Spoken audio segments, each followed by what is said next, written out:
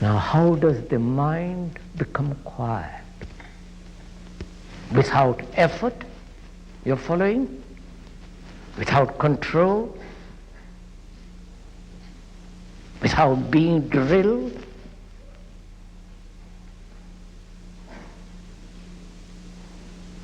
Without following, shaping, giving it a border, a frontier with which how to make the mind, no, not how. Because the moment you ask how, you are introducing a system, right? Therefore there is no how. Can the mind become quiet?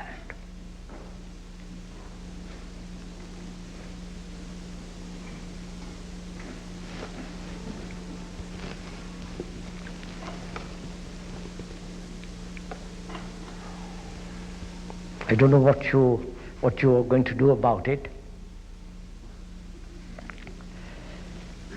When you see the problem, when you see the necessity, the truth of having a quiet, delicate, subtle mind, which is absolutely quiet, how are you going to do it? How is it to happen?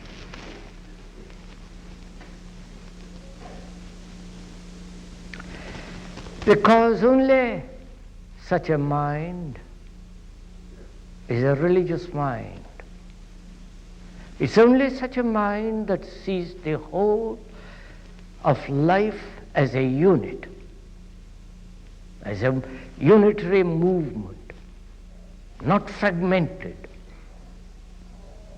Therefore, such a mind, when it acts totally, not fragmentarily, because it acts out of complete stillness. Now, how is that to happen? And that is the problem of meditation. You have laid the foundation of a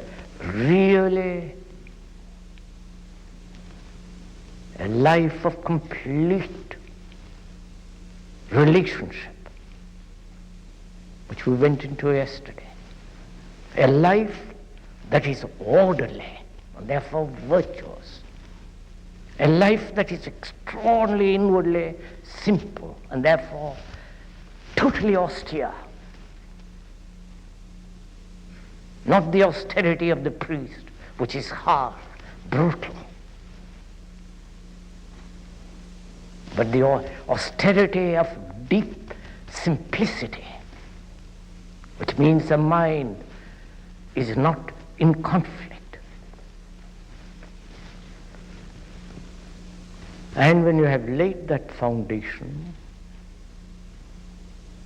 easily without any effort, because the moment you introduce effort, there's conflict. Because you see the truth of it. And therefore it is the perception of what is that brings about radical change. So when you perceive, when the mind sees clearly that it's only a quiet mind, which means the brain cells which carry the memories of centuries, they must also become quiet and only respond when necessary and not otherwise. You follow? Oh, come on. Only respond when challenged completely, but otherwise remain completely quiet. That's the problem. It's only a quiet mind, really totally still mind, that understands that in that still mind there is a movement which is totally different, of a different dimension, of a different quality, that can never be put into words, because that is indescribable. But what can be described is up to this point.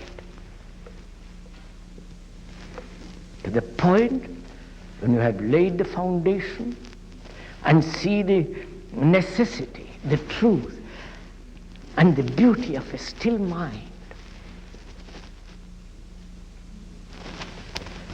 For most of us, beauty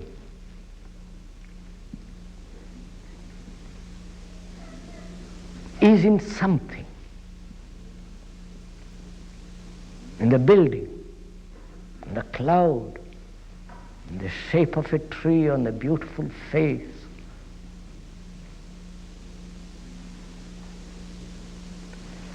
Is beauty out there, or is it a quality of mind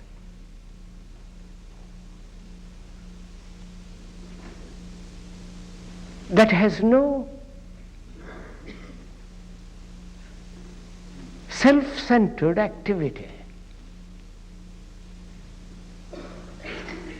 Because like joy,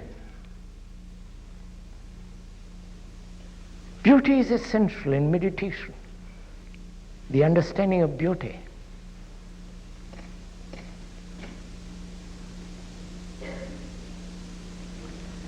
And beauty is really the total abandonment of the me. And with the eyes that have abandoned the me, can see the tree and the beauty of it, and the loveliness of a cloud. That is, when there is no center as the me. It happens to each one of us, doesn't it? When you see a lovely mountain, when you come upon it suddenly, there it is. Everything has been pushed aside except the majesty of that hill. That hill, that mountain, that tree absorbs you completely.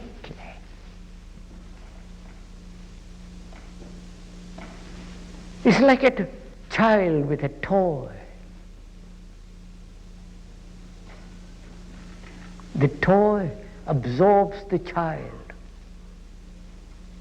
And when the toy is destroyed, the child is back again in his, whatever he's doing, in his mischief, he's crying, all the rest of it. Likewise with us. When you see the mountain, or the single tree on a hilltop, it absorbs you. And we want to be absorbed by something, by an idea, by an activity, by a commitment, by a belief, or be absorbed by another.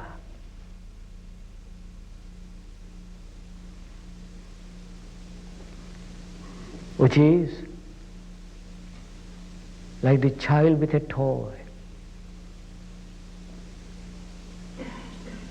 And so, beauty, which means sensitivity, the body that's sensitive,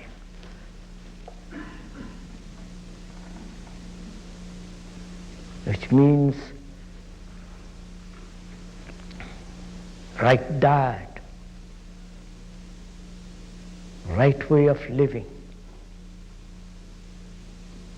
I won't go into all that, that's not.